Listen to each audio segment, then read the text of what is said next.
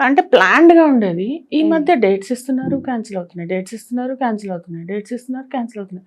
అది అంటే సెలక్షన్ లో కూడా వేరే వాళ్ళని సెలెక్ట్ చేసుకున్నా పర్వాలేదు.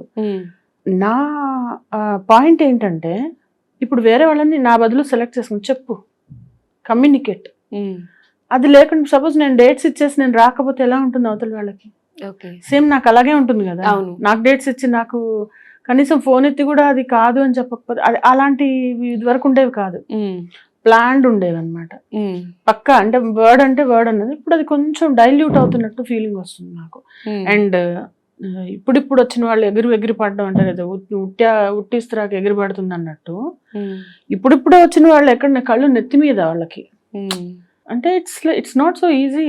ఈ రోజు ఏదో ఈజీగా వచ్చేసింది స్టార్డమ్ అన్నందువల్ల చాలా వాళ్ళ కళ్ళు నెత్తికెక్కిపోయి అంటే వాళ్ళ నవ్వొస్తుంది నాకు వాళ్ళ బిహేవియర్ కానీ చూస్తూ ఉంటే.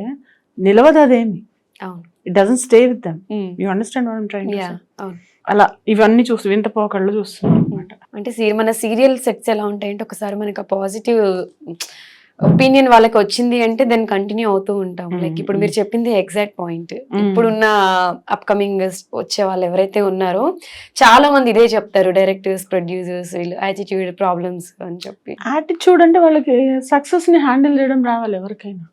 ఇప్పుడు ఒక అక్షయ్ కుమార్ లేకపోతే ఒక రణబీర్ కపూర్, మొన్న అనిల్ కపూర్ వాళ్ళు మాట్లాడిన మాటలు వాళ్ళు చూస్తే, వాళ్ళు ఎప్పుడైనా మాట్లాడిన చూస్తే, లేకపోతే తమిళ్లో ఈ ధనుష్ వాళ్ళు మాట్లాడేది కానీ, ధనుష్ గారు వాళ్ళు మాట్లాడేది కానీ చూస్తే అసలు మనం ఎంత అనిపిస్తుంది. మనం అసలు ఏంటి అనేది ఒక క్వశ్చన్ వేసుకోవాలి మనకు మనం. అంటే ఇప్పుడు కొంతమంది ఏంటంటే ఇప్పుడు మనం చూసుకోవడంలోనే లైఫ్ వెళ్ళిపోతుంది. ఇంకోళ్ళ గురించి అడిగావు కాబట్టే మాట్లాడుతున్నా కానీ, లేదంటే నాకు అస్సలు మొన్న కూడా ఏదైనా ప్రాబ్లం ఉందని నాతో మాట్లాడి నేను ఒకటే చెప్తా, నీకు ఈ పర్సన్తో ప్రాబ్లం ఉందని నాకు చెప్పడం కాదు, డైరెక్ట్గా వెళ్ళి వీళ్ళతో చెప్పు, నీకు ధైర్యం ఉంటే. లేకపోతే ఫీల్ అవ్వకు, ఇతను ఎవరు ప్రాబ్లం చేస్తున్నారు నీకు, నేను నీకు వచ్చి చెప్తే ఇతను మారుతాడా? నేను వెళ్ళి ఇతనికి కదా చెప్పాలి, ఆమెకి కదా చెప్పాలి, అతనికి కదా చెప్పాలి. So that's what people should do. So క్లారిటీగా ఉంటారు, అంతే కదా. మీకున్న ఇన్ని ఇయర్స్ ఎక్స్పీరియన్స్ ఉంది, ఏవైనా డెసిషన్స్ తీసుకునేటప్పుడు అది చాలా ఆలోచిస్తారు ఆచితూచి.